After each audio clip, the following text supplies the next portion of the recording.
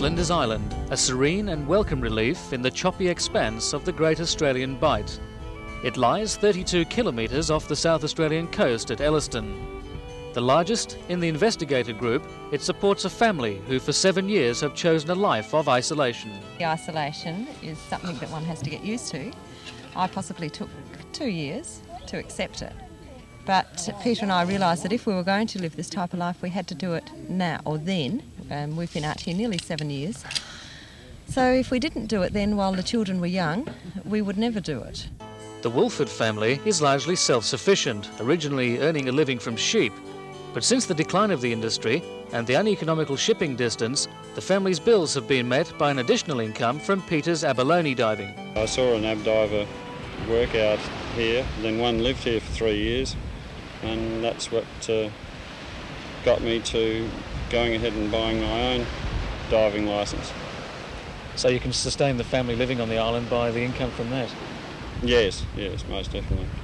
The idea of living on a remote island at first thought would appeal to a lot of people, but it's not all plain sailing, especially with 3 small children. Nowadays, there's so much stress in just living as it is. Children don't have much opportunity to be children, that I'm really pleased that our children have got the opportunity to enjoy that freedom.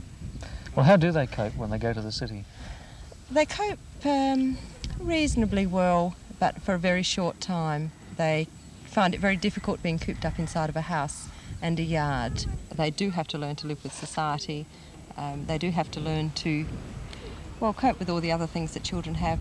Despite some of the hardships, Pam believes her children have the best of 2 worlds. They belong to the School of the Air, and they learn from the frequent visitors to the island as well as lessons designed by Pam at home. And they do have over 2,600 hectares of beautiful island to learn from.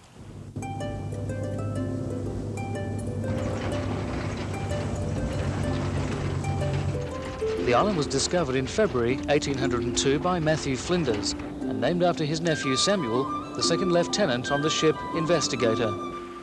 Sealers and whalers were the first inhabitants, and there were many fascinating stories of survival and intrigue, including documentation of a buried treasure, to this day undiscovered.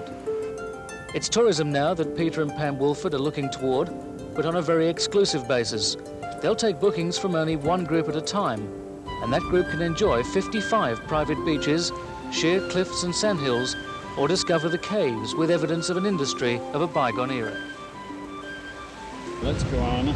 It's supposed to be bat droppings, I believe. Bat droppings? Bat droppings. What was it used for? Phosphate. It's superphosphate. The 1892.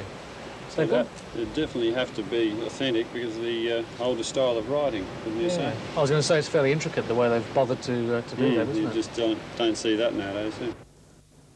There are actually many caves on the island, probably still yet undiscovered. This is by far the largest that we've seen here today, and there's no reason why a group of fishermen or holiday makers couldn't even camp here.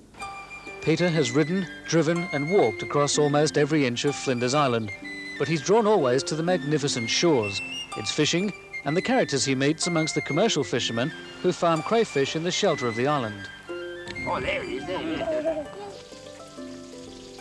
It's always a treat for the whole family when the guys from the boats come ashore to their regular barbecue kiosk, built at great expense from things found just lying around.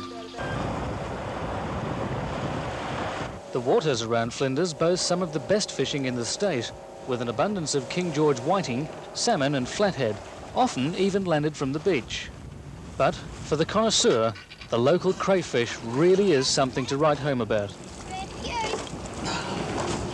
Wow, how's that? Yeah, hold him up, lad. There's no doubt about the fishing.